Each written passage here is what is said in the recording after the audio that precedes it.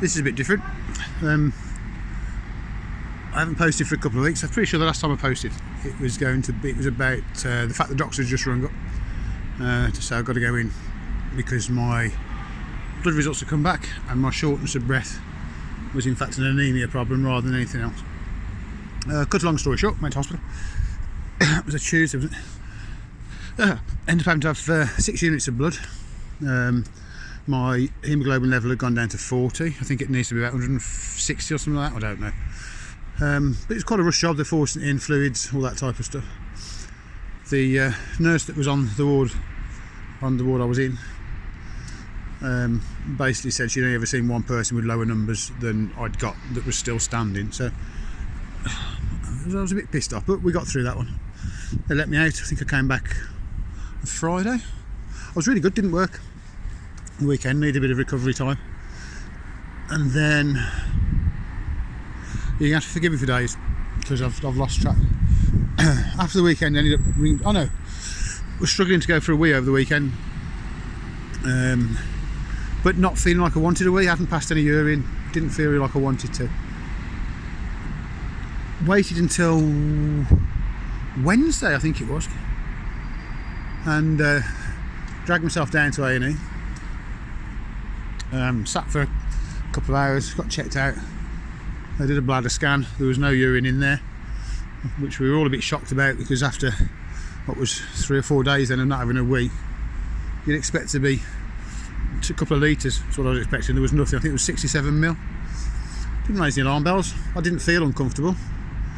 They seemed perfectly happy. Did some blood tests. Prelims came back. They seemed fine, and they discharged me.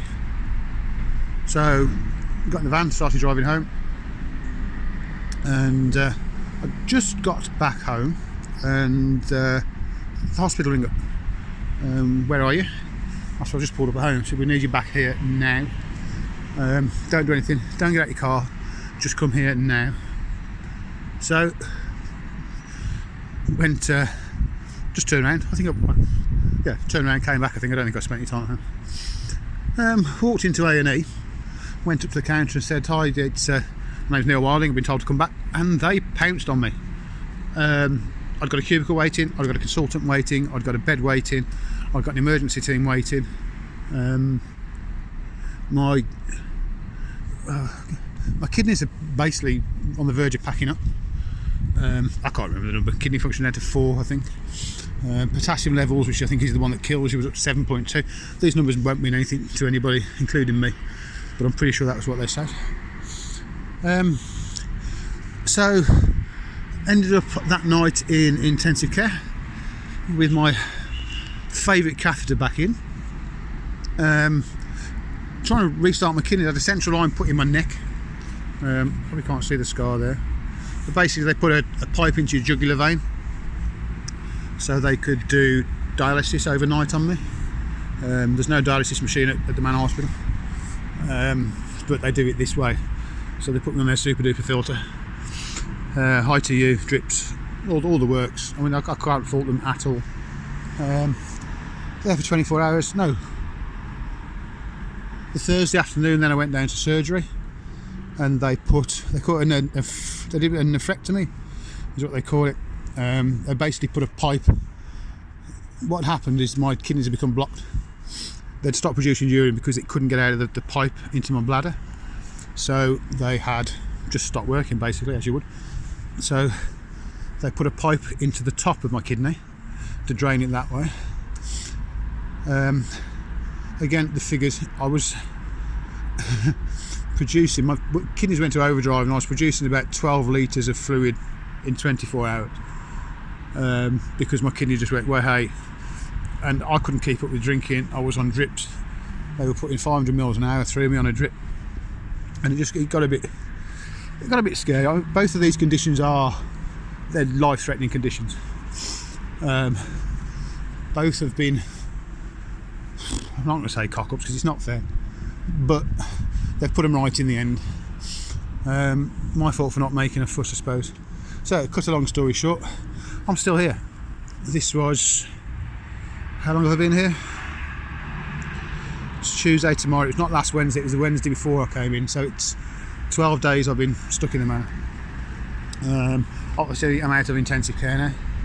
I've had the second nephrectomy done, which is the same operation on the other side. So that now collects wee urine in a bag on my side. I'm okay. I don't come out very often, it's freezing. So the shivering is just me being cold. I'm struggling a little bit with my breathing, but that's because of where this bag goes. It's a bit bruised. They did the second nephrectomy a couple of days ago. Though it's still a bit sore. So yeah, so what we're doing now, having moaned that my lovely consultant had first recommended the cystectomy, if you remember, taking the bladder out. He then took it off the table, said we were going to do chemotherapy, which ironically I was meant to have the meeting with the oncologist at the same time as I was on the table having this nephrectomy done. I just pointed at it, I don't know why, so I missed that. He was going to go chemotherapy, radiotherapy route. The cystectomy was off the table, he wasn't going to allow that. Had this nephrectomy 1 done, nephrectomy 2, and then all of a sudden I'm booked in for a cystectomy. It's back on the table. This is the best way forward all of a sudden. Changed his mind. I've got an appointment at the QE booked Wednesday coming, tomorrow is when it's booked, and this was booked last Thursday, I believe, was when they arranged this appointment. Great, brilliant, what I wanted all along, can't complain. Nobody can answer any questions, but they've said as long as I'm there 2 days before, I'm just keeping my eye for Callum, as long as I'm there 2 days before, it'll be fine. Because of COVID, there's no beds, so it's the staff here, bless them, they are trying their hardest.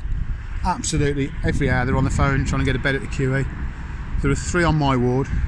There's only 6 beds on my ward and 3 of them are waiting for beds at the QE because they can't do the operations here.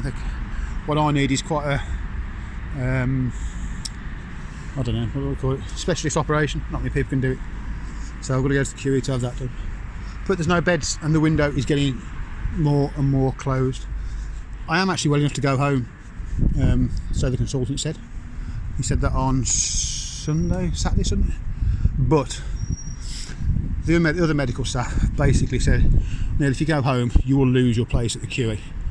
That there is no chance of us getting you a bed if, sorry, that's Colin, getting you a bed if you leave hospital now. So they've advised me to stop it. So I'm just sat here twiddling thumbs really. One of the guys has just got a bed tonight, fair play to him, he's really ill. I would possibly give him my bed up for him. But yeah, so that's where we are. That no visitors. I mean, Cal's coming out to drop some clothes off, so obviously he's not visiting. And just sat playing the waiting game. If I can't get into QE tomorrow, I'm pretty sure they'll bump me. I don't know what the plan is there. Nursing staff seem to suggest that I'll just stay here until they get a bed at the QE, but we'll see. So anyway, I'll try and be a bit more up to date. I couldn't record a video while I'm in here because my eyebrows were absolutely massive. I managed to do them today, not that I'm vain or anything.